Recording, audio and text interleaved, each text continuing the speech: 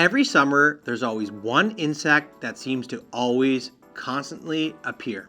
They're around your barbecue, your garbage, your backyard. They're persistent and aggressive, and most homeowners don't even realize they could be standing directly below or above a nest. I'm Trapper Tony, and today we're talking about yellowjackets. We're going to discuss about where they live, what their colony does, ultimately how to treat them for good. Now here's the thing with yellowjackets. They're actually a type of social wasp.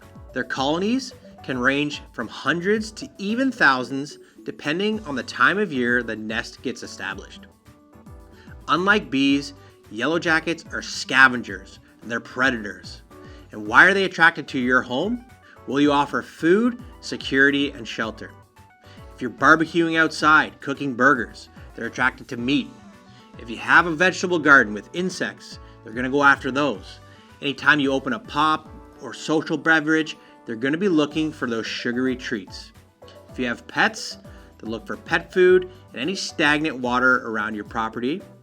Your home ultimately gives them critical things they need to ensure the colony thrives. Even your garbage can become a problem. As you throw away bits of food, scraps, you might be luring wasps to your property without even realizing it. Now, what's inside a yellowjacket nest? Many people expect to see a yellowjacket nest hanging from a tree or in a shrub somewhere. But typically, yellowjackets will build their nests underground or deep inside a void or cavity that you cannot see. Common locations include soil cavities, under decks, wall voids, interior of sheds, landscaped areas like in between armor stone. Inside the nest, you'll find a paper comb-like structure, developing larvae, worker yellowjackets, and a queen. During the heat of summer, the colony is thriving and constantly expanding week after week. Now, why do yellowjackets become more aggressive? Well, early in the spring, they're solely focused on building the colony. And in late season, towards the end of summer into fall, their approach changes to more food-based incentives. This is why you may notice them around your sugary drinks, around the meat on your barbecue, your garbage cans. Increased activity, you may even see these guys inside your home. That scavenger portion of their mentality comes into true form. A nest that is unnoticed in the spring can become a major issue to you and your family by late summer. Now, when it comes to treating an interior yellowjacket nest, here's why most DIY options fail. For starters, a homeowner will go to the hardware store looking for wasp, foam, or spray. They'll get overwhelmed by all the products. They'll see jet foam or a foam that they can spray from a distance, keeping them safe and away from the nest. However, foams and sprays with interior nests will critically fail. You may kill wasps with a contact spray.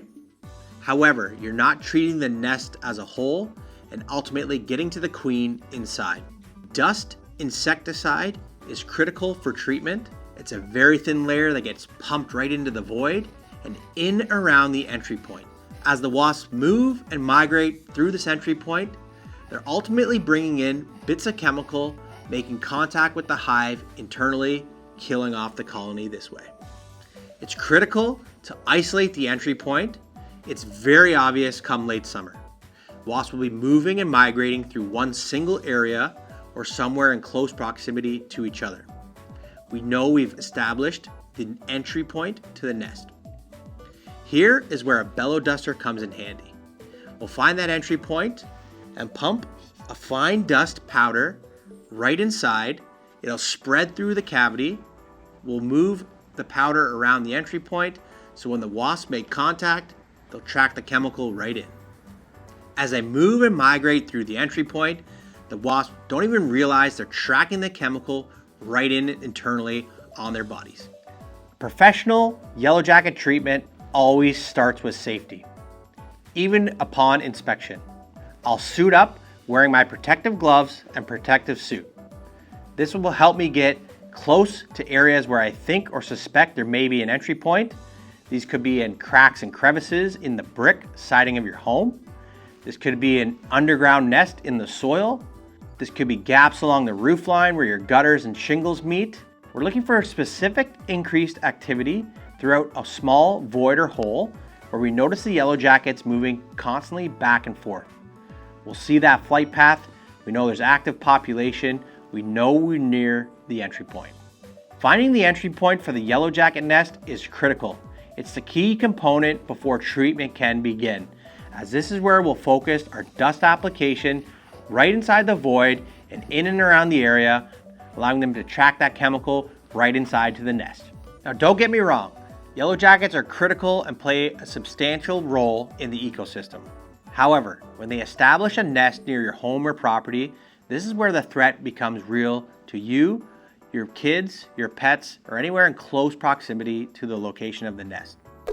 I see a lot of videos online, people manhandling nests, or even using gasoline in a cup. This is extremely dangerous, especially if you find out too late that you're allergic to an insect sting. If you do locate a nest or entry point, keep your distance. Do not dig up the nest, approach the nest, or disturb it, as they will become defensive and want to protect the colony. It's always best to get it treated by a professional, ensuring it's dealt with professionally and ultimately protecting you and your property. I'm Trapper Tony with Pest Protection Plus. If you found this yellowjacket video helpful, don't forget to like and subscribe. We'll catch you on the next one.